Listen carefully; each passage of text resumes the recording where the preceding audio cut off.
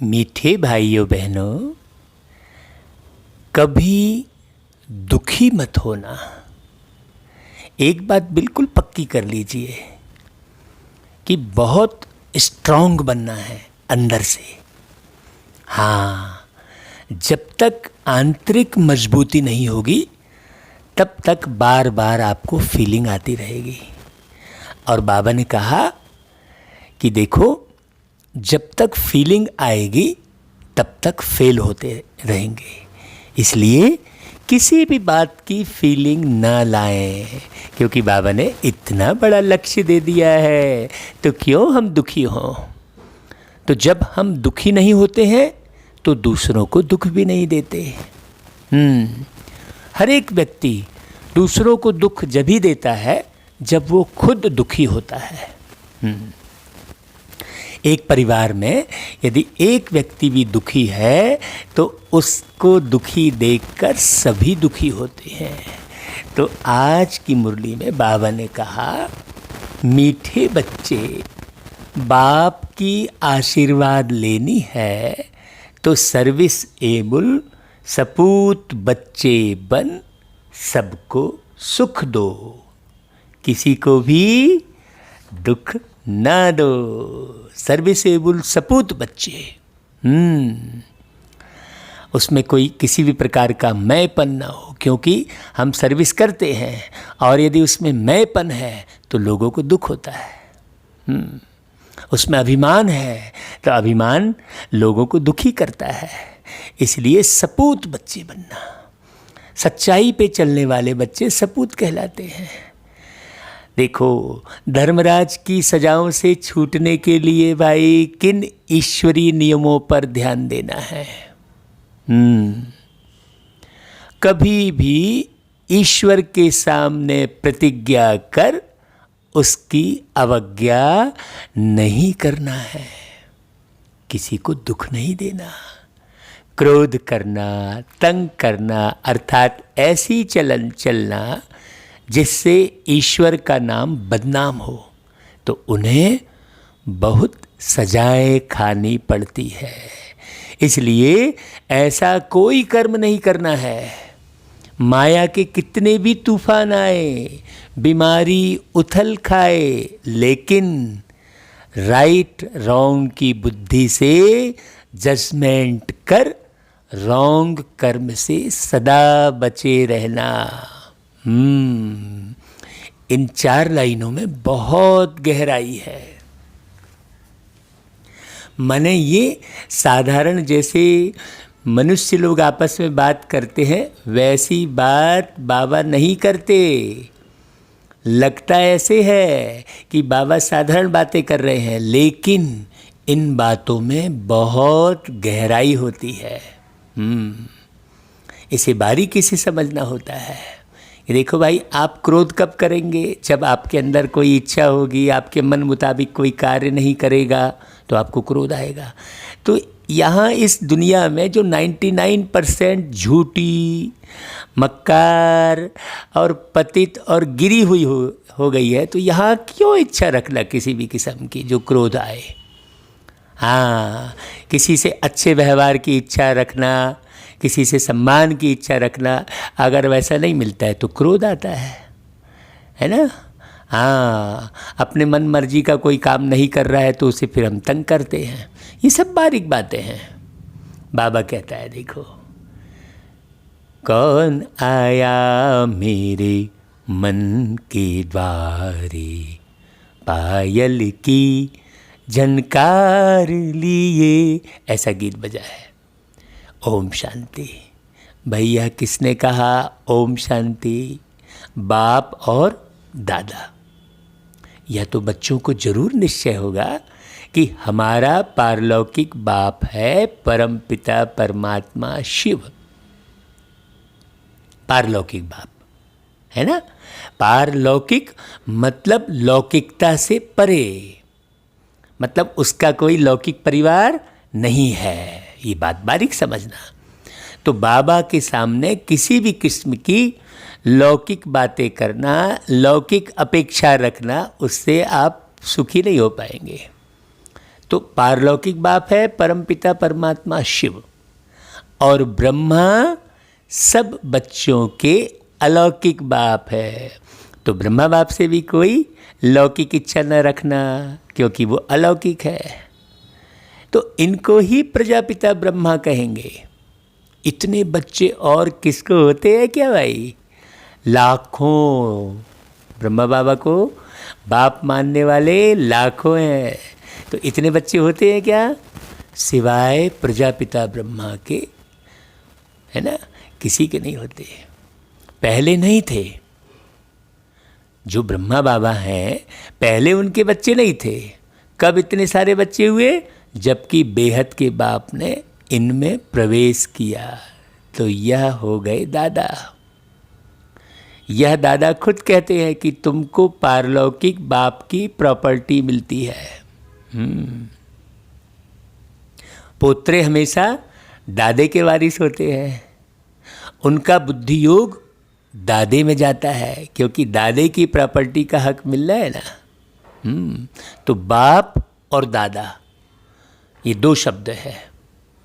तो दादे की प्रॉपर्टी कौन सी है भाई? बड़ी बारीक बात समझने की। यहाँ पर दादे का अर्थ क्या है? यहाँ दादे का अर्थ है शिव बाबा। और शिव बाबा की प्रॉपर्टी कौन सी है? शांति, आनंद, प्रेम, सुख, ज्ञान, पवित्रता, ये शिव बाबा की प्रॉपर्टी है। सतयुग का सुख, अलौकिक पारलौकिक शांति, अविनाशी आनंद, जो आनंद कभी खत्म न हो, ऐसी प्रॉपर्टी। तो पोत्रे हमेशा दादे के वारिस होते हैं। उनका बुद्धि योग दादे में जाता है, क्योंकि दादे की प्रॉपर्टी का हक मिलना है। तो अब बुद्धि योग कहाँ जाना चाहिए भाई हमारा? दादा के पास। हाँ, ब्रह्मा बाप और शिव बाबा दादा। यहाँ पर आज की मुरली में ये पॉइंट है। जैसे राजाओं के पास जो बच्चे जन्म लेते रहेंगे, ऐसे ही कहेंगे बड़ों की प्रॉपर्टी है। बड़ों की प्रॉपर्टी पर उन्हों का हक है ही। तो अब जो बच्चे ने जन्म लिया तो ज़रूर हक होगा ना भाई, तब ना जन्म लिया। ये बड़ी गहरी बात है। राजा के घर में जन्म लिया किसी भी बच्चे ने, तो उस आत्मा ने वैसी सेवा की, कभी ना कभी वो सेवा की, तब राजा के घर में जन्म लिया। तो यहाँ संगम युग में बाबा ने जो ऊपर मुरली में चलाई बात, उसी से कनेक्टेड है ये सारी बातें कि सर्विस एबल सपूत बच्चे बन। ये मुरली में ऊपर में कहा बाबा ने, मीठे बच्चे में। और आगे उदाहरण दे रहे हैं बाबा कि राजाओं के पास बच्चे जन्म लेते रहेंगे तो बड़ों, ऐसे ही कहेंगे बड़ों की प्रॉपर्टी है, तो बड़ों की प्रॉपर्टी पर उन्हों का हक है ही। तुम बच्चे जानते हो कि हम बेहद के बाप द्वारा बड़े ते बड़ी प्रॉपर्टी स्वर्ग की बादशाही ले रहे हैं। हाँ, तो हक से लो भाई, अधिकार से लो। तो कौन सा बच्चा बाप से पूरा पूरा अधिकार से ले सकता है भाई? लौकिक में भी, बहुत बारीक समझना, लौकिक में भी कौन सा बच्चा बाप से पूरा पूरा अधिकार ले सकता है? जो अपनी मन मर्जी कर रहा है वो ले सकता है क्या? नहीं। जो बाप की श्रीमत का पालन करता है वही ले सकता है। जो गंदी आदतों का शिकार है वो ले सकता है क्या? नहीं। तो यहाँ भी स्वर्ग की बादशाही कौन ले सकता है? ये बात बड़ी समझना। जब तक ये निश्चय नहीं होगा कि हमको वह बाप पढ़ा रहे हैं, तब तक, है ना, और वही जो है पढ़ा रहे हैं और तुम अब सम्मुख बैठे हो। सम्मुख का नशा भी नंबरवार पुरुषार्थ अनुसार रहता है। हाँ, कोई के दिल में तो बड़ा लव रहता है। हाँ, मुरली के बिना रह नहीं सकते, फॉलो करने के बिना रह नहीं सकते, पूरे समय होना रहेगा। अरे भैया, आज बाबा ने जो मुरली में कहा है मैं एक भी पॉइंट मिस ना करूं और जीवन में उसे उतारूं, ये है लव की बात। तो बाबा कहते हैं हम ऊंचते ऊंच भगवान के आकर इस साकार माता पिता द्वारा वारिस बनते हैं, ये तुम सोचते हो। ये तुम्हारी बुद्धि में रहता है। हाँ, बेहद का बाप बहुत मीठा है, जो हमको राजाई के लायक बनाते हैं। भाई आपको लायक बनाने की सेवा भी तो बाबा कर रहे हैं ना भाई, मुरली के एक एक पॉइंट सुनाकर समझाकर। बाबा कहते हैं देखो, माया ने बिल्कुल ही नालायक बना दिया है तुमको। कल बाबा के पास कोई मिलने के लिए आए थे, परंतु वह कुछ समझते थोड़े ही थे। हाँ, जैसे कई बार मिलने आते हैं ना, जैसे तो बाबा के पास मिलने आए थे, तो वो बाबा अनुभव सुना रहे हैं। बाबा ने समझाया, यह सब ब्रह्मा कुमार हैं, तुम भी ब्रह्मा के व शिव के बच्चे हो ना। कहाँ हैं तो ज़रूर, है ना। उन्होंने कहा कि हैं तो ज़रूर, यह सिर्फ सुनकर कहा, परंतु दिल में लगा नहीं, तीर लगा नहीं कि सचमुच हम उनके बच्चे हैं। ये बाबा उदाहरण दे रहे हैं, यह भी उनके बच्चे हैं, वर्षा ले रहे हैं। वैसे ही हमारे पास भी कई बच्चे हैं जिनको बहुत थोड़ा बुद्धि में बैठता है। अब जिनको बहुत थोड़ा बुद्धि में बैठेगा ना, तो वो हड़बड़ी करेंगे, अरे बहुत लंबी हो रही है बातचीत, ऐसा कहेंगे। हाँ, वह खुशी, वह रुहाब नहीं दिखाई पड़ता है। भाई 5000 साल बाद बाबा आया है, तुम 5000 साल तक न जाने कितने लोगों से कितनी बातें करते रहे थे। अब बाबा अगर 1-2 घंटे आपसे बातें कर रहा है तो करो ना भाई। अगर लगाव है, लव है, तो ज़रूर करोगे आप बाबा से बातें। 1-2 घंटा क्या, सारा दिन ही आप बाबा से बातें करते रहोगे, काम करते रहोगे और बातें बाबा से करते रहोगे। ये बातें करना ही तो योग है। तो बाबा कहते हैं वैसे ही हमारे पास भी कई बच्चे हैं जिनको बहुत थोड़ा बुद्धि में बैठता है। हाँ, बाबा कहता है देखो, अंदर बड़ा खुशी का पारा चढ़ना चाहिए। अब जिनको अंदर पारा चढ़ा रहेगा ना, उनकी लेखनी में, उनके बोल में, उनके सारे चेहरे पर आ जाता है वो। हाँ, हमसे कोई फ़ोन पे बात करता है ना, तो हमें समझ में आ जाता है कि ये कितने नशे में है। हमारे पास बहुत सारे पूरे देश भर से फ़ोन आते हैं भाई, तो पता लगता है। चेहरा तो नहीं दिखाई देता, लेकिन बातचीत से, आवाज़ से मालूम पड़ जाता है। और फिर कई कमेंट करते हैं, तो कमेंट से भी मालूम पड़ जाता है कि कौन वास्तव में मुरली सुनकर कमेंट कर रहा है और कौन नहीं कर रहा है। सब पता लगता है, बाबा सब अनुभव कराते रहते हैं। तो बाबा कहता है सारा चेहरे पर भी आता है। अभी तुम सजनियों का ज्ञान श्रृंगार हो रहा है। बाबा ने सजनियों की बात कही। सजनी किसको बोल रहे हैं बाबा? तुम आत्मा को। आत्मा स्त्रीलिंग, परमात्मा पुरलिंग। किसी भी शरीर से आत्मा निकलेगी तो कहेंगे आत्मा चली गई और परमात्मा आ गए, ऐसा कहते हैं। तो तुम जानते हो हम साजन की सजनियाँ हैं। साजन कौन है? परमात्मा। और सजनिया कौन? आप आत्मा। बाबा कहते हैं यह खेरुत अर्थात खेती का काम करने वाले जो हैं, खेरुत की लड़की की कहानी है ना। एक राजा खेरुत की लड़की को ले आया, परंतु फिर भी उसे राजाई में मज़ा नहीं आया, तो लड़की को वापस गाँवड़े में छोड़ आया। बोला तुम राजाई के लायक नहीं हो। हाँ, बड़ी गहरी बात है। यहाँ भी बाप श्रृंगार करते हैं, कहते हैं तुम भविष्य में महारानी बनो। कृष्ण के लिए भी कहते हैं भगाया पटरानी बनाने के लिए, परंतु कुछ समझते नहीं हैं भाई कृष्ण कौन और किसको भगाया, और पटरानी वाली बात समझते नहीं है।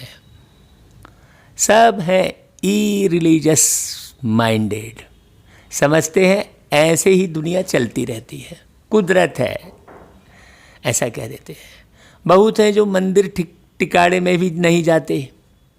क्या करना है, अपने काम धाम रोजी रोटी में लगे रहते हैं। उनको न तो मंदिर से मतलब है, न शास्त्रों आदि को मानते हैं। बस सारा दिन कैसी ज़िंदगी बीतती है लोगों की?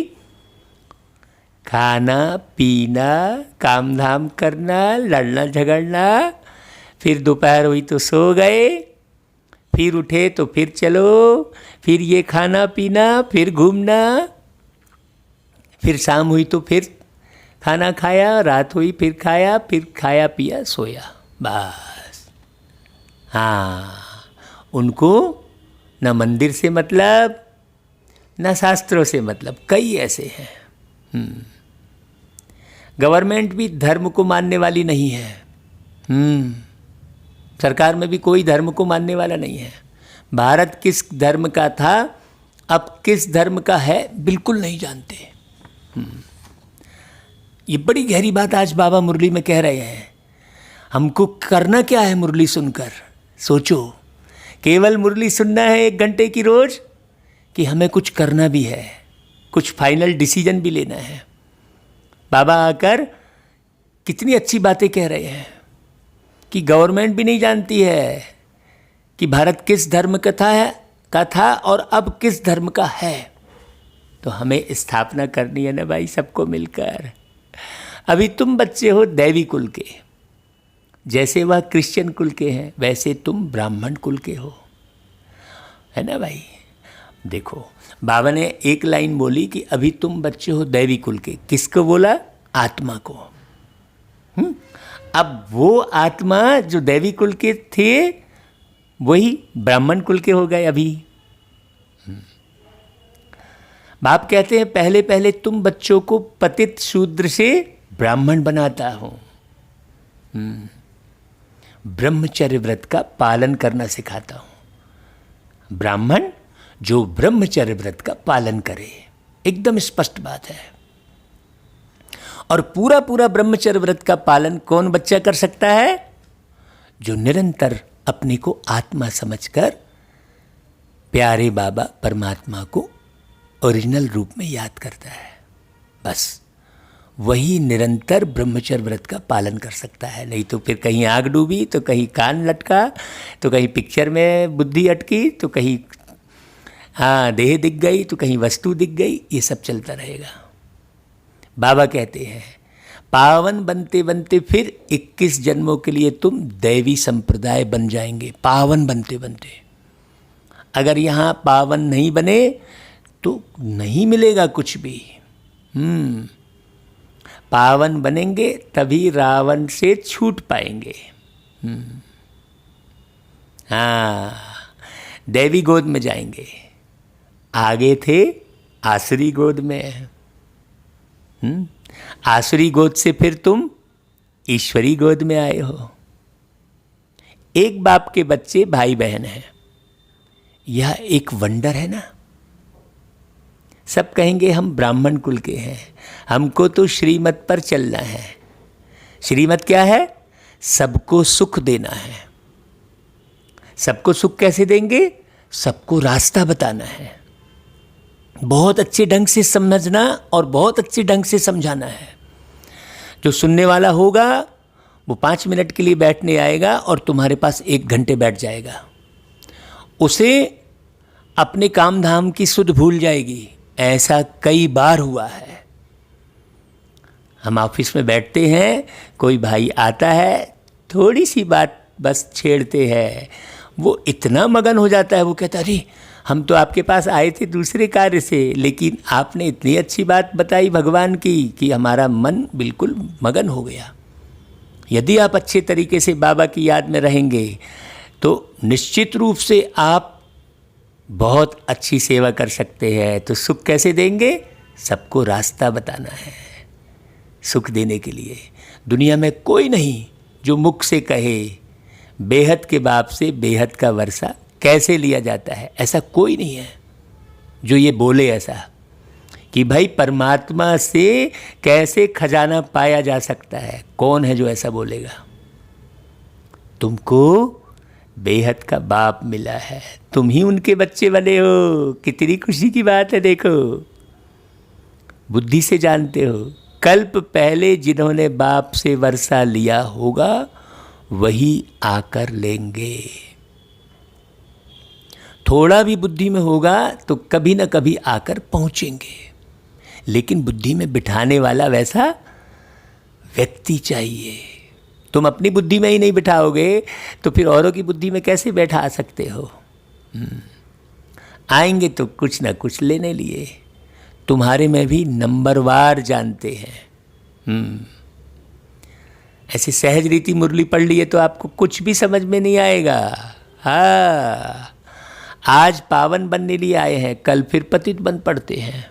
कई ऐसे हैं जो नहीं समझे, वो किसका खराब संग लगने से भूल जाते हैं कि बाप का बनकर फिर बाप को छोड़ा तो बहुत पाप आत्मा हो जाते हैं। उन्हीं का गायन फिर अजामिल का है। हाँ, आप जितने भी भागवत कथा में कथाएं सुनते हैं वो सब बाबा की मुरली में आता है।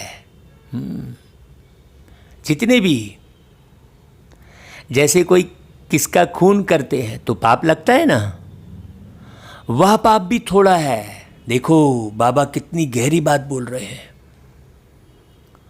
वह पाप भी थोड़ा है। यहाँ जो बाप का बनकर फारगती दे देते हैं, प्रतिज्ञा कर फिर विकारी बन पड़ते हैं, तो बहुत पाप लगता है। देखो बाहर जो खून करता है उससे भी बड़ा पाप लगता है। क्यों? इतनी बड़ी राजाई गंवा देते हैं तो पाप नहीं हुआ। अज्ञान काल में इतना नहीं लगता जितना ज्ञान में लगता है। इसलिए मीठे मीठे भाइयों बहनों, सावधानी से मुरली सुनिए, जल्दबाजी मत कीजिए, बहुत आराम से बहुत इत्मीनान से मुरली सुनिए, क्योंकि कमाई में हड़बड़ी नहीं की जाती। जो भी व्यक्ति कमाई में हड़बड़ी करेगा वो एक दिन कंगाल हो जाएगा। उसे होश ही नहीं रहेगा।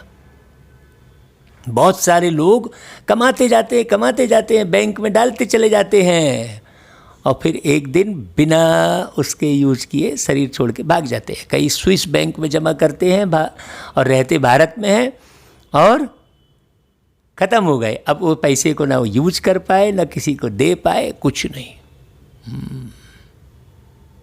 तो यहाँ भी आप कमाई करने का ये समय है। बाबा की मुरली आपको जन्म जन्मांतर की कमाई कराती है, इसलिए सावधानी से सुनना। अज्ञान काल में तो मनुष्यों में क्रोध कॉमन होता है। यहाँ तुमने किस पर क्रोध किया तो 100 गुना दंड हो जाता है। क्यों? क्योंकि यहाँ पर पढ़ाई ही विषय विकारों को छोड़ने की है, ब्रह्मचर्य व्रत का पालन करने की है। तो 100 गुना तो दंड हो जाता है, अवस्था बिल्कुल गिर जाती है। क्यों? क्योंकि ईश्वर का फरमान नहीं मानते हैं। बाबा कहता है देखो स्पष्ट, धर्मराज का फरमान मिलता है पवित्र बनना है। तुम ईश्वर का बन जरा भी उनके फरमान की अवज्ञा की तो 100 गुना दंड चढ़ जाता है। जरा भी।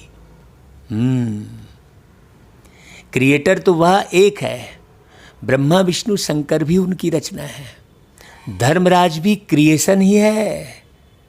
धर्मराज का रूप भी बाबा साक्षात्कार कराते हैं, फिर उस समय सिद्ध कर बतलाते हैं देखो तुमने प्रतिज्ञा की थी हम क्रोध नहीं करेंगे, किसको दुख नहीं देंगे, फिर भी तुमने इनको दुख दिया, तंग किया, अब खाओ सजा।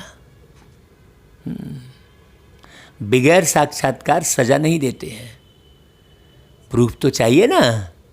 वह भी समझते हैं बरोबर मैंने बाप को छोड़कर यह कुकर्म किया।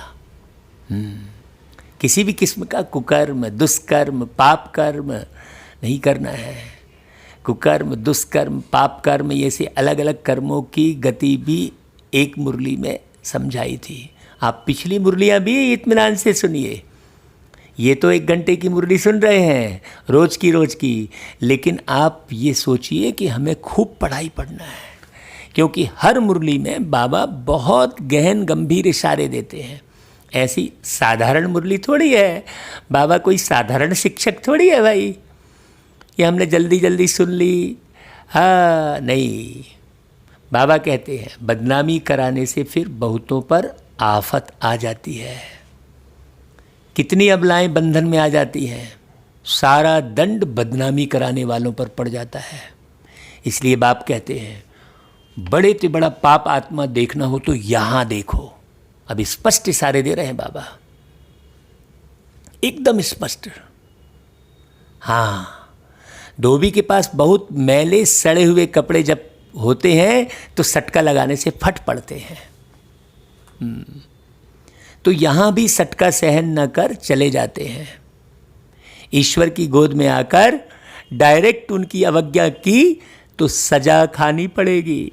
बहुत, आज की मुरली बहुत गहन गंभीर मुरली है, इसे आप 10 बार सुनना।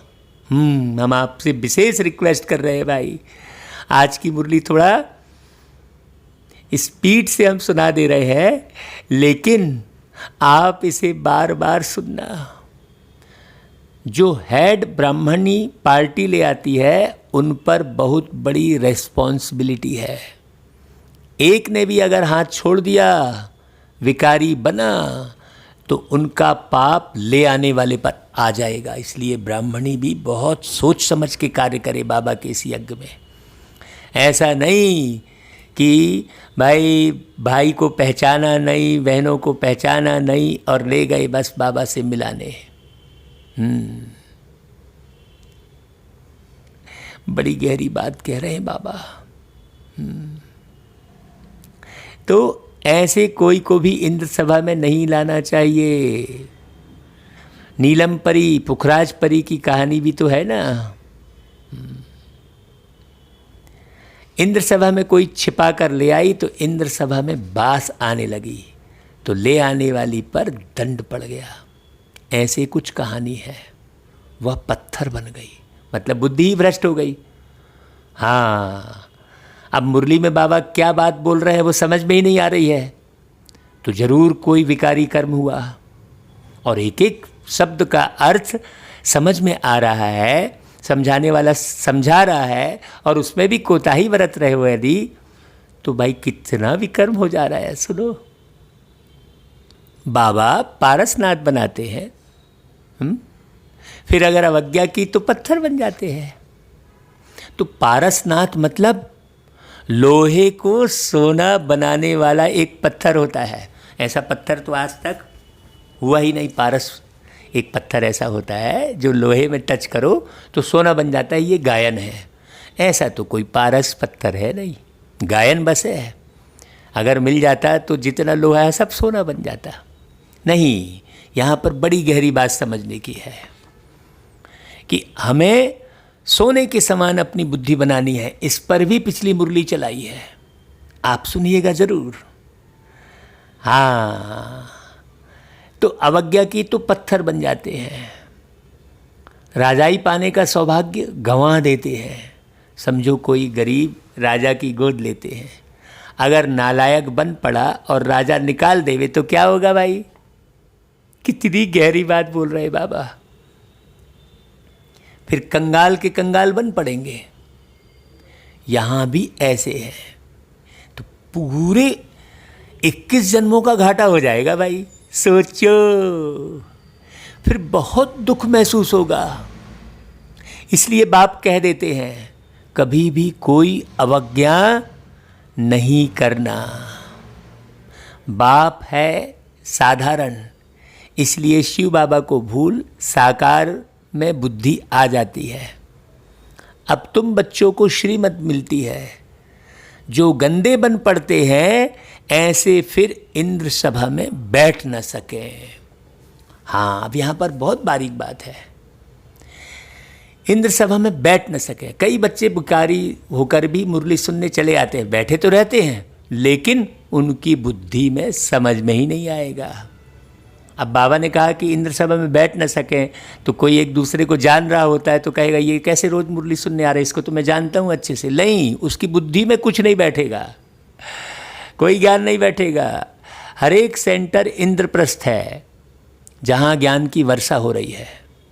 नीलम परी, पुखराज परी नाम तो है ना। नीलम रतन को कहते हैं। यह बच्चों पर नाम रखे जाते हैं।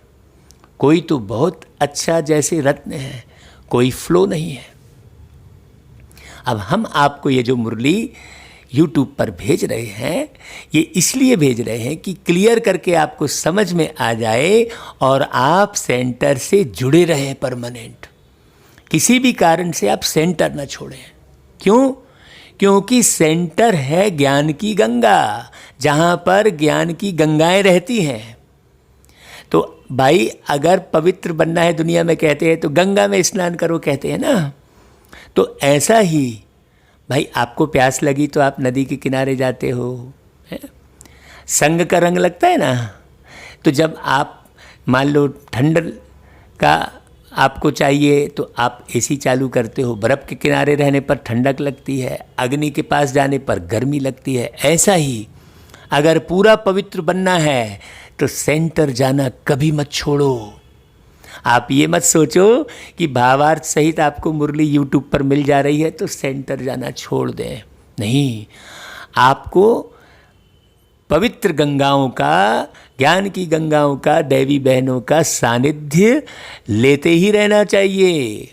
अगर मान लो लॉकडाउन हो गया है, आप सेंटर नहीं जा पा रहे हैं, तो आप बहनों से संपर्क रख के उनसे आप मोबाइल पर बात करके उनकी वाणी सुन सकते हैं, उनसे श्रीमत ले सकते हैं। आप कनेक्शन में रहिए। ये कब तक रहेगा?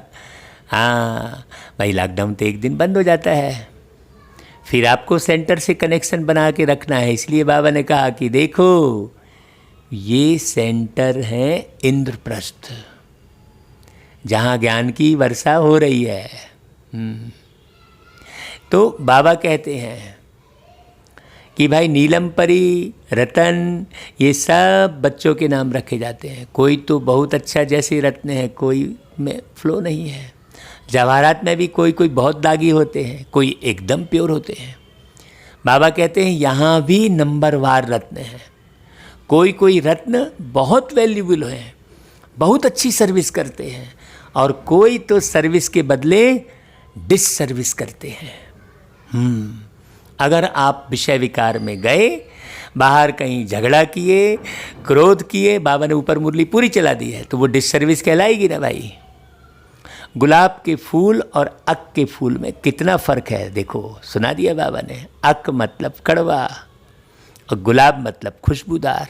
अगर आप बाबा के ज्ञान में भी आकर अवगुण रूपी अक कड़वे बने रहे, हाँ, गुलाब के फूल नहीं बने, तो कितना फ़र्क है भाई।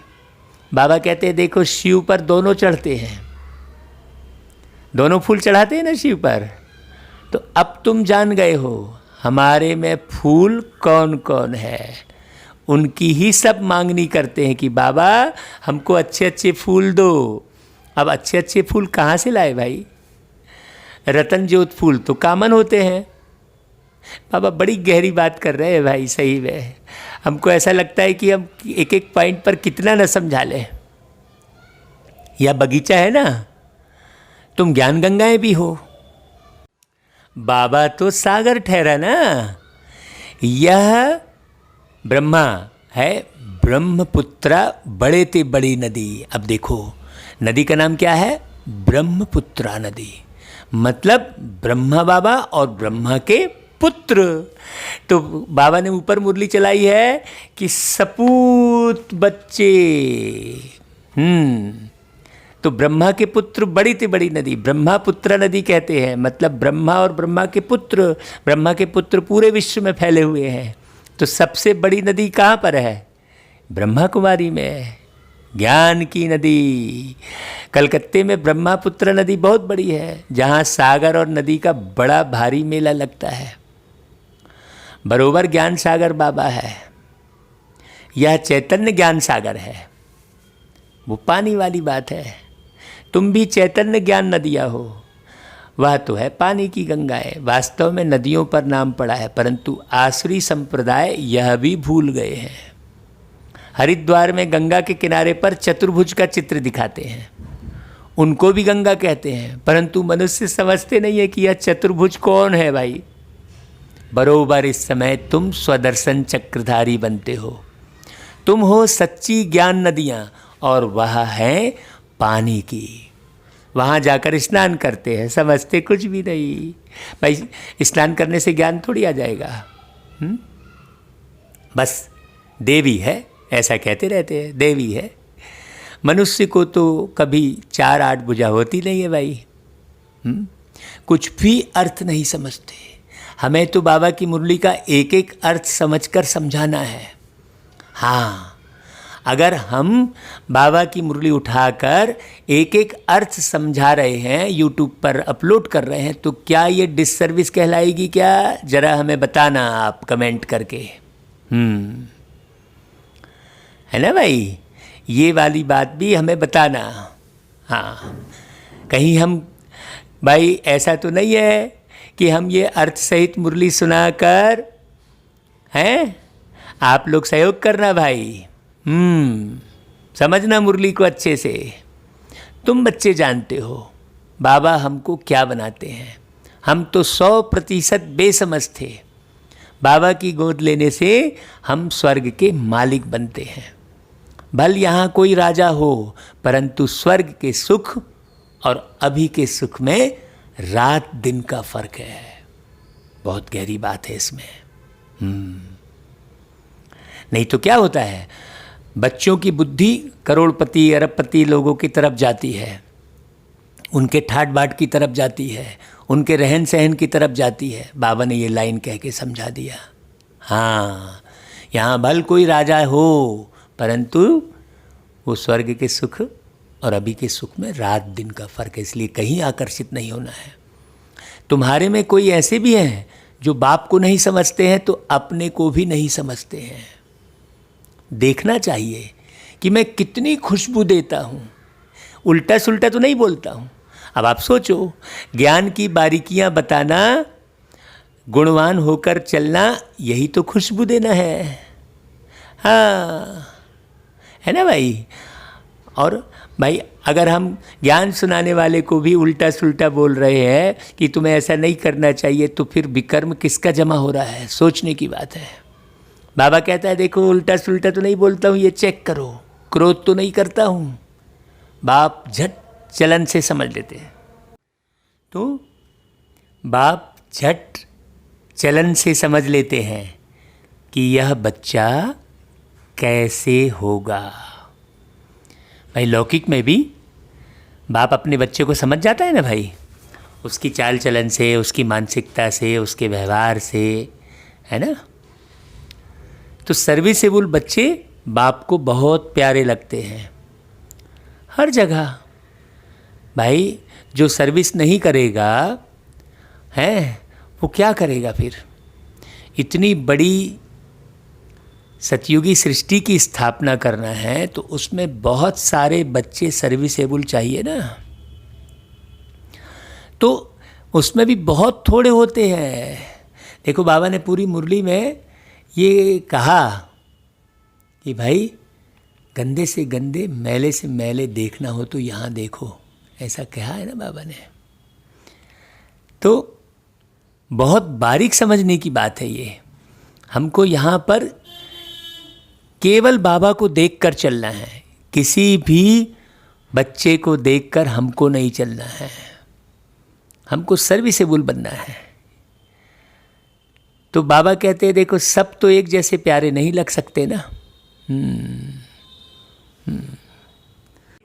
बाबा को तो सभी बच्चे प्यारे लगते हैं, जैसे एक लौकिक परिवार में बाप को सभी बच्चे प्यारे लगते हैं, है ना। तो यहाँ भी वो गीत है ना कि प्रभु आपके यूं तो हम सारे पलकों में पलते बच्चे हैं, पर आपको वो बेहद प्यारे जो दिल के सच्चे सच्चे हैं। प्रभु आपके यूं तो हम सारे पलकों में पलते बच्चे हैं, पर आपको वो बेहद प्यारे जो दिल के सच्चे सच्चे हैं, जो दिल के सच्चे सच्चे हैं। तो बाबा कहते हैं कि भाई जो दिल के सच्चे बच्चे हैं, जो सर्विसेबल बच्चे हैं, जो सपूत बच्चे हैं, ऐसे बच्चों के लिए अंदर से ऑटोमेटिकली आशीर्वाद निकलती है। उन्हें आशीर्वाद देने की या लेने की आवश्यकता नहीं पड़ती है ना भाई। यहाँ पर बड़ी बारीक बात है। दुनिया में तो आशीर्वाद ले लो, आशीर्वाद दे दो, ऐसा कहते हैं। लेकिन जो सच्चाई से चलता है, दिल का साफ होता है उसे ऑटोमेटिक आशीर्वाद मिलती है। तो बाप का ना फरमानदार बच्चा होगा तो बाप कहेंगे ऐसा बच्चा मुआ भला। भाई लौकिक में भी कहते हैं ना, कई माँ बाप बच्चे से हैरान हो जाते हैं तो कहते हैं तू पेट में ही क्यों नहीं मर गया, ऐसा कहते हैं लौकिक में भी हैं, पेट में ही क्यों नहीं मर गया मतलब पेट अर्थात काल कोठरी अंधेरा, बाहर निकला मतलब उजेला, दुनिया में आया। तो यहाँ भी ऐसा ही है कि भाई संगम युग उजेला और कलयुग अंधेरा। तो अब भाई आप कलयुग में ही क्यों नहीं रहे, यहाँ क्यों आ गए? अगर आपको नहीं बाबा की बात माननी थी, सच्चाई से नहीं चलना था तो, है ना। बाबा कहते देखो कितना नाम बदनाम करते हैं, इसको कहा जाता है तकदीर। किसकी तकदीर में क्या है उसकी चलन से झट पता लग जाता है। आज जो दुनिया में तकदीर दिखाने ज्योतिषी के पास जाते हैं तो ज्योतिषी भी क्या करता है, आपके बारे में पूरी जानकारी लेता है, चाल चलन सब देखता है और फिर उसके हिसाब से भविष्य बता देता है। हस्तरेखा तो उसमें जो भी अपन कर्म करते हैं वो रेखाओं में आ जाता है। हस्तरेखा, हस्त को बोलते हैं कर, कर यानी कर्म कर, कर में जो रेखा है, कर यानी हाथ, कर यानी कर्म कर। तो जैसा कर्म करते हैं वैसी रेखा बनती है, एकदम सीधी सी बात है। रेखा मतलब वैसा मार्ग, भाई वे रेखा माने वे मार्ग। भाई ये जो छोटी छोटी रेखाएं केवल यही रेखा की बात थोड़ी है, तो हर एक चीज़ की गहराई है। तो किसकी तकदीर में क्या है झट पता लग जाता है। बाबा समझाते हैं यह सपूत बच्चा है और वह कपूत है। बाप दादा को नहीं पहचाना, तकदीर से वर्षा लेना नहीं है तो क्या करेंगे? हाँ, इस ज्ञान मार्ग में कायदे बड़े कड़े हैं। बहुत बारीक बात समझना भाई, बाबा ने कायदे बड़े कड़े हैं कहा। बाप पवित्र बने और बच्चे ना बने तो वह बच्चा हकदार नहीं हो सकता। हाँ, आप नाम मान शान के चक्कर में पढ़कर बाबा की सेवा कर रहे हैं तो भी वो अपवित्रता है। धन दौलत कमाने के लिए आप बाबा के यज्ञ से जुड़े हैं, बाबा की सेवा कर रहे हैं तो वो भी अपवित्रता है। बाबा ने कहा कि भैया शरीर निर्वाह अर्थ धंधाधोरी भले करो, इसका मतलब ये थोड़ी है कि बाबा के ज्ञान को ही ऐसा धंधा बना लो जिससे इनकम होना शुरू हो गई है और तुम अपने बाबा के ज्ञान के द्वारा बिल्डिंग बनाए पड़े हो, कार बंगला बनाए पड़े हो। बाबा कहते हैं उसको बच्चा नहीं समझेंगे, वह बच्चा हकदार नहीं हो सकता। पवित्रता की बहुत बड़ी परिभाषा है। फिर कहेंगे हम तो शिव बाबा को वारिस बनाएंगे तो बाबा 21 जन्म के लिए हमको रिटर्न में दे देंगे। इसका मतलब यह नहीं कि बाबा के पास आकर बैठ जाना है। शिव बाबा को वारिस बनाएंगे तो इसका मतलब ये थोड़ी है कि तुमको यज्ञ में ही आके बैठ जाना है, वहीं खाना पीना है, वहीं रहना है। बाहर रहकर सर्विस करनी है भाई। बाबा मुरलियों में कहते हैं गृहस्थ व्यवहार में रहकर अपने परिवार को संभालते हुए बाबा की सेवा करो। नहीं, गृहस्थ व्यवहार में रहते सबको संभालना भी है परंतु ट्रस्टी होकर रहना है। मैं मेरापन न जुटे, वो भी अपवित्रता है। अभी बाबा हर लाइन में पवित्रता की बात कर रहे हैं लेकिन हमें वैसे समझ में आए। ऐसे नहीं कि तुम्हारे बच्चों आदि को बाप बैठ संभालेंगे, नहीं, ऐसे ख्यालात वाले भटक पड़ते हैं जो कहते हैं। इसलिए हमने कुछ दिन पहले व्हाट्सएप में मैसेज किया था, हमने कहा था कि भाई आपकी बीमारी ठीक हो गई, आपका घर मकान बन गया, आपको डूबा पैसा मिल गया तो वो बाबा ने दिया, ऐसे मत प्रचार करो। नहीं तो बहुत सारे लोगों की बाबा के साथ जुड़ के बीमारी ठीक नहीं हुई तो फिर नाम बदनाम होगा ना। भाई बीमारी आपको अपने कर्मों के कारण मिली है। कर्म सुधारते चले जाओगे तो बीमारी ठीक होती चली जाएगी। बाबा जो मुरली चलाते हैं वो कर्म सुधारने की बात करते हैं। आप अपने कर्म सुधारो, ये पूरा कार्मिक अकाउंट ठीक करने का माध्यम है बाबा की मुरली, अपना कार्मिक अकाउंट ठीक करने का माध्यम है। तो आप कहेंगे कि नहीं मेरा बच्चा ऐसा कर रहा है, बाबा आप संभालो, ये सब कहने वाले भटक पड़ते हैं। आपको बाबा ज्ञान सुना रहे हैं, आप अच्छे से सुनो, समझो और अपने बच्चों को संभालो। हाँ, कोई बच्चा ऐसा निकलेगा जो नहीं संभलता है तो छोड़ दो, है काहे उसके पीछे बुद्धि लगा रहे हो, माथा खपा रहे हो, है ना भाई। हाँ, ट्रस्टी होकर रहना बोल दिया बाबा ने। ट्रस्टी होकर रहना मतलब साक्षी हो जाना, परिवार में रहकर। बच्चा अच्छा रहे तो भी ट्रस्टी रहो, बच्चा खराब हो जाए तो भी ट्रस्टी रहो। भाई आजकल समय का, वातावरण का कोई भरोसा थोड़ी है भाई। इसलिए मुरली शुरू करने के पहले हमने आपसे कहा था कि स्ट्रांग बनो। हाँ, और ये मुरली थोड़े दिन चलने के बाद फिर आगे कब क्लोज हो जाएगी कोई ठिकाना नहीं है। इसलिए जल्दी जल्दी ज्ञान उठा लो। आज तो मुरली सुनाते हुए हमको ऐसा ही लग रहा है, पता नहीं क्यों ऐसा लग रहा है कि मुरली आने वाले समय में आपको नहीं मिलने वाली है।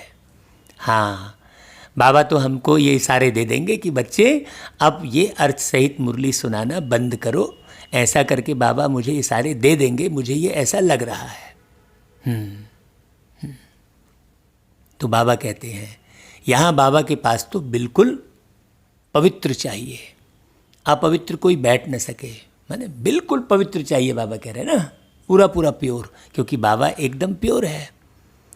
बाबा कहते हैं अगर अपवित्र कोई बैठेगा तो पत्थर बुद्धि बन जाएगा। बाबा कहते हैं ये कोई, मैं कोई श्राप नहीं दे रहा हूँ, बाप कोई श्राप नहीं देते हैं, यह तो एक लॉ है ना भाई। बाप कहते हैं फिर खबरदार रहना, कर्मेंद्रियों से कोई पाप किया तो यह मरा। यह मरा मतलब ज्ञान योग ही नहीं उसकी बुद्धि में बैठेगा, न खुद समझेगा न दूसरों को समझाएगा, बस झरमुई में लगा रहेगा। अरे वो क्यों मुरली सुना रहा है, उसको ऐसा नहीं करना चाहिए, उसको वैसा नहीं करना चाहिए, वो ऐसे में लगा रहेगा। ज्ञान योग थोड़ी अंदर बुद्धि में बैठेगा।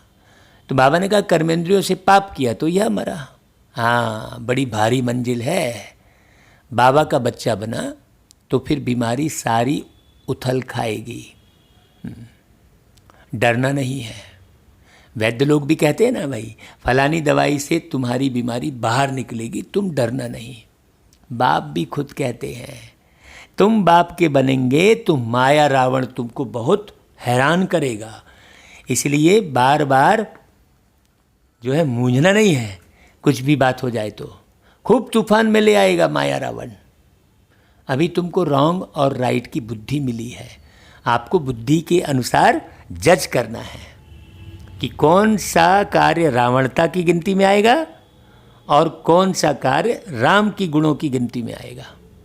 ये तुम्हें जज करना है, क्योंकि तुम्हें बाबा मुरली के द्वारा रॉन्ग और राइट की बुद्धि दे रहे हैं, जज करने वाली। और कोई को रॉन्ग राइट की बुद्धि ही नहीं है दुनिया में, तो वो अगर गड़बड़ कर रहा है तो उसको उतना दंड नहीं मिलेगा। तुमको रॉन्ग और राइट के बारे में खूब समझा रहे हैं बाबा, 85 सालों से मेहनत कर रहे हैं, उसके बावजूद भी तुम गड़बड़ करोगे तो 100 गुना दंड मिलेगा। बाबा कहते हैं सबकी है विनाश काले विपरीत बुद्धि। प्रीत बुद्धि तुम्हारे में भी नंबरवार पुरुषार्थ अनुसार है। हाँ, कई तो बस यूं ही जुड़ जाते हैं कि चलो भाई अच्छा अच्छा है, वाह वहाँ तो भैया सब साफ सुथरा है, स्वच्छता है, कई ऐसे जुड़ जाएंगे। नंबरवार पुरुषार्थ अनुसार है।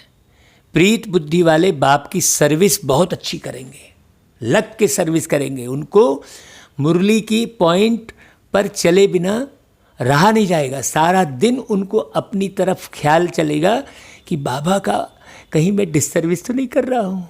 जैसे मैंने मुरली के बीच में आप लोगों से पूछा है, हाँ, आप लोगों में से जो भी परम योगी होगा वो हमें गाइड करेगा। हाँ भाई, हम सब कुछ सही कर रहे हैं, ये भी कोई बात नहीं है। बाबा करा रहा है, जब तक बाबा कराएगा करेंगे। बाकी ये कहना भी रॉन्ग है कि भाई मैं ही सही हूँ। हाँ, मैं सही हूँ ये तो समझते हो, चलो अच्छी बात है, लेकिन मैं ही सही हूँ कहना ये रॉन्ग है ना भाई। हाँ अच्छा भाई, मीठे मीठे सिकिलधे बच्चों प्रति माता पिता बाप दादा का याद प्यार और गुड मॉर्निंग। रूहानी बाप की रूहानी बच्चों को नमस्ते, और हम रूहानी बच्चों की रूहानी माता पिता बाप दादा को याद प्यार गुड मॉर्निंग और नमस्ते।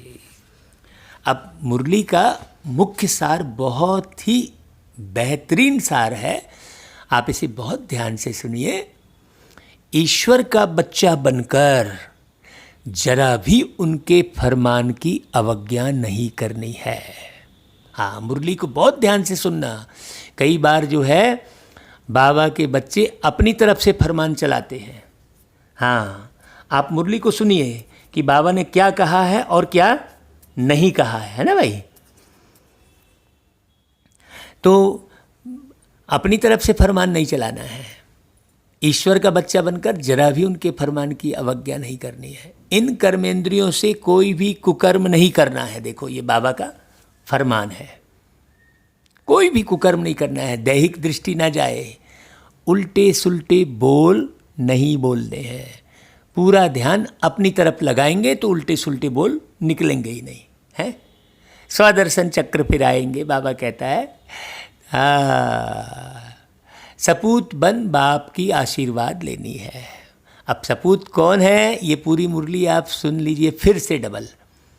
हाँ, और उसकी पॉइंट बनाइए कि भाई मैं सपूत हूँ कि नहीं हूँ, ये आपको मालूम पड़ेगा। हाँ, पूरी मुरली फिर से सुनिए। तो सपूत कौन है ये पूरी मुरली में एक एक पॉइंट पर बाबा ने बताया है। दूसरी पॉइंट, ट्रस्टी बनकर अपने गृहस्थ व्यवहार को संभालना है। इस पर भी हमने मुरली में बताया है। भाई ट्रस्टी किसे कहेंगे, है ना। हाँ, न हम अच्छे में फंसे हैं न बुरे में उलझे हैं, है ना भाई। अच्छे और बुरे से परे। बाबा हमेशा अच्छे और बुरे से न्यारा है, सुख और दुख से न्यारे। न हम सुख में आकर्षित हो न दुख में परेशान हो, हैं। हाँ, सुख का सागर बाबा मिल गया। अब इस देह दुनिया दौलत के सुख की परवाह नहीं करना, ऐसा ट्रस्टी बनना। ज्ञान मार्ग के जो कायदे हैं उन पर पूरा पूरा चलना है। हाँ, ज्ञान मार्ग के कायदे जो बाबा के सेंटर पर नियम मर्यादा की लिस्ट बनी है, आप सेंटर पर जाइए और उस लिस्ट को नोट करके ले आइए। नहीं तो कभी हम एक आध बार उस नियम मर्यादा की लिस्ट का भी वीडियो बनाकर आपको भेजेंगे। बाबा कहते हैं राइट और रॉन्ग को समझकर माया से खबरदार रहना है। हाँ, राइट और रॉन्ग की समझ कहाँ आएगी? मुरली को जब आप 10 बार सुनेंगे, समझेंगे बारीकी से, एक एक अर्थ को समझेंगे। अच्छा भाई, फिर वरदान। संपूर्ण स्टेज और स्टेटस की स्मृति से सदा ऊंच कर्तव्य करने वाले बाप समान भव। सदैव यह स्मृति में रहे कि मैं हर समय, हर सेकंड, हर कर्म करते हुए स्टेज पर हूँ। अभी क्लियर हुआ? हाँ, मैंने हीरो पार्टधारी हूँ, कलाकार हूँ। तो जो स्टेज पर कलाकार होता है ना, उसको अपनी तरफ पूरी निगाह रहती है। हाँ, कि मैं कैसा अभिनय कर रहा हूँ, है ना भाई। तो हर कर्म पर अटेंशन रहने से संपूर्ण स्टेज के नज़दीक आ जाएंगे। बहुत अच्छी विधि सिखाई बाबा ने वरदान में। साथ साथ वर्तमान और भविष्य स्टेटस की स्मृति रहने से हर कर्म श्रेष्ठ होगा। 2 बातें बताई। एक तो हर कर्म करते हुए स्टेज पर हूँ, ये ध्यान रखना। दूसरी पॉइंट क्या बताई कि भाई भविष्य स्टेटस की भी स्मृति रहे। भाई मैं देवी देवता बनने वाली आत्मा हूँ, तो मैं साधारण कर्म नहीं करूँगा यहाँ, है ना। मुझे यहाँ ही पूरे दैवी संस्कार धारण करके जाने हैं ना भाई। हाँ, नहीं यहाँ चलेगा, अरे यहाँ जो अगर चला लोगे तो वहाँ नहीं चलेगा। हाँ, तो यही 2 स्मृतियाँ बाप समान बना देंगी। समानता में आने से एक दो के मन के संकल्पों को सहज ही कैच कर लेंगे। ये भी बहुत अच्छी लाइन है भाई, बड़ी समझने वाली लाइन है। देखो भाई, आप समान बनेंगे तो एक दो के संकल्पों को बड़े सहज ही कैच कर लेंगे। इसके लिए सिर्फ संकल्पों पर कंट्रोलिंग पावर चाहिए। कैसे भी संकल्प तो नहीं चल रहे हैं, कुछ भी तो नहीं देख रहे हैं व्हाट्सएप फेसबुक में। देखो, गौर करो, अपने संकल्पों की मिक्सचरिटी ना हो। देखो हैं, अपने संकल्पों की, हाँ, अलाय ना मिक्स हो भाई उसमें। दुनिया के संकल्प भी चल रहे हैं, अब बाबा की मुरली के भी चल रहे हैं, तो इधर उधर की बातें भी चल रही हैं। ये संकल्पों की मिक्सचरिटी हो गई। अच्छा भाई, फिर स्लोगन, ईर्ष्या और अप्राप्ति का कारण इच्छाएं हैं। जहाँ सर्व प्राप्तियाँ हैं वहाँ प्रसन्नता है ना भाई। अभी देखो, अप्राप्ति महसूस हो रही है कि बाबा मिल गया, सब कुछ मिल गया। अच्छा भाई, ओम शांति। एक सूचना हम दे रहे हैं कि 1 जुलाई से, है ना, आज जो मुरली चली है वो 30 जून की चली है। 1 जुलाई से अर्थात कल से मुरली हम एकदम प्लेन सुनाने वाले हैं। उसका एक एक शब्द का जो हम अर्थ बता रहे थे वो नहीं बताएंगे, जो मुरली में है बस वही सुनाएंगे। लेकिन अब पार्ट थोड़ा बदल गया। अब पार्ट क्या हो गया, अब आपने इतनी मुरली सुनी है ना, लगभग 11 महीने होने जा रहे हैं मुरली सुनाते। तो अब जो है, जो भी मुरली चलेगी उसमें हम बीच में ये बोलेंगे कि भाई ये लाइन जो बाबा ने बोली है इसका अर्थ आप लोग बताइए। ठीक है ना, हम ये कहेंगे, बस इतना करके अर्थ नहीं बताएंगे।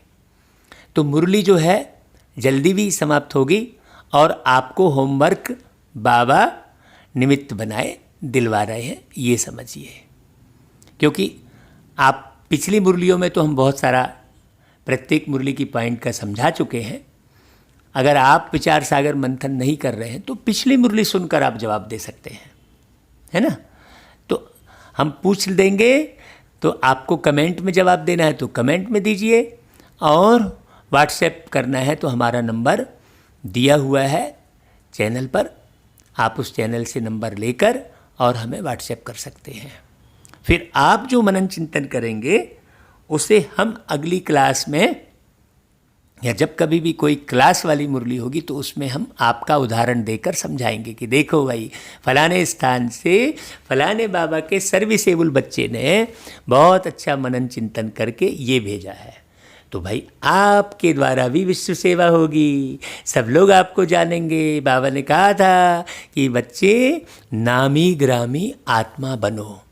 तो अब 1 जुलाई से अर्थात कल से हम सीधी प्लेन मुरली पढ़ेंगे, अर्थ नहीं समझाएंगे।